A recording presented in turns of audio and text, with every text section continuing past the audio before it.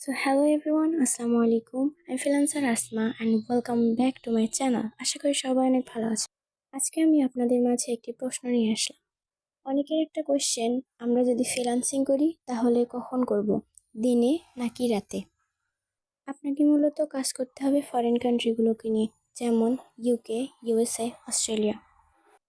আমরা যদি ইউকের কথা বলি তাহলে তাদের দুপুর 2টার সময় অফিস আওয়ার থাকে। সেই সময়টিতে মেসেজ দেওয়ার সম্ভাবনা সবচেয়ে বেশি। তাহলে আপনাকে সেই সময় অ্যাক্টিভ থাকতে হবে এবং কাজ করে যেতে হবে। অস্ট্রেলিয়ার কথা যদি বলি, তাদের অফিস আওয়ার শুরু হয় ভোর 6টায়।